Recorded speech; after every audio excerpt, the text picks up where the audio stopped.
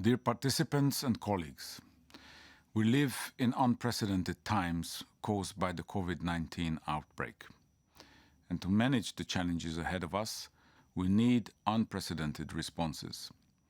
The European Commission is hard at work to ensure them in order to kickstart economic recovery and to shape a better way of living for the world of tomorrow. From the very beginning of this crisis, the European Union has shown solidarity and cooperation with international partners in tackling the pandemic, including in its eastern partner countries. And our efforts continue since we can only recover together. This week, we are celebrating the EU Council of Europe Partnership for Good Governance. The work that this partnership is doing is an important part of the efforts to promote and protect democracy alongside human rights and the rule of law across the world.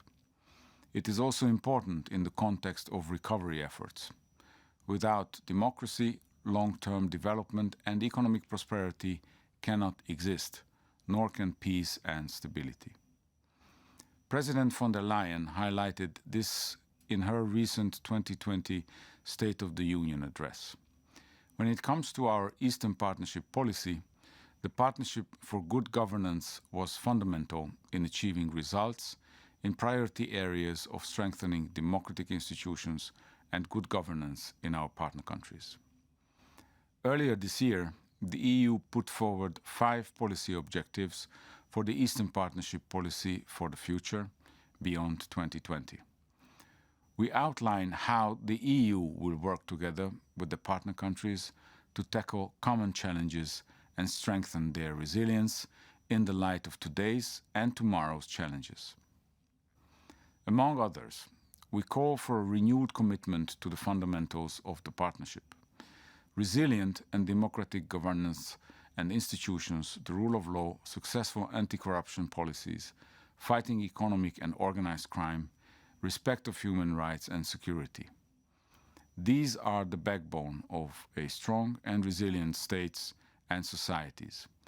They are also preconditions for ensuring an attractive business climate that will attract foreign direct investment as well as delivering sustainable economic growth.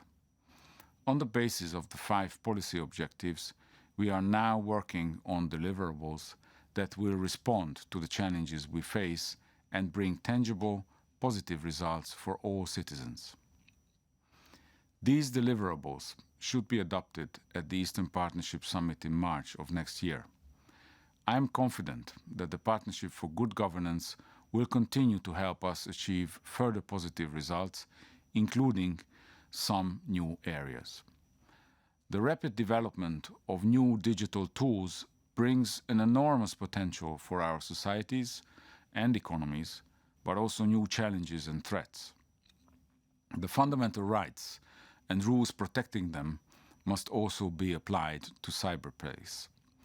The EU remains committed to support our Eastern partners to implement fully the Council of Europe's Budapest Convention on Cybercrime, which is key for an effective criminal justice and law enforcement response. This is needed to protect our citizens from such threats. Our long-standing cooperation with the Council of Europe will help us to achieve this and other shared objectives in matters related to democracy in the Eastern Partnership countries. In July, the EU adopted its priorities for cooperation with the Council of Europe for the next 2 years. They also cover areas that are priorities of this partnership. Among the actions we support, there is also a new quick response mechanism, through which we fund opinions of the Venice Commission on constitutional matters and electoral legislation. To date, 12 requests have been processed from Armenia, Georgia, Moldova and Ukraine. These opinions have often helped resolve difficult political issues. Ladies and gentlemen, let us use the next 3 days to celebrate our common achievements. Moreover, I am ready to consider in our work on the post-2020 objectives for the Eastern Partnership the suggestions and ideas that may emerge from these discussions. I wish you all a successful event with a lot of shared reflection on how to build more resilient societies in our partner countries. Thank you for your attention.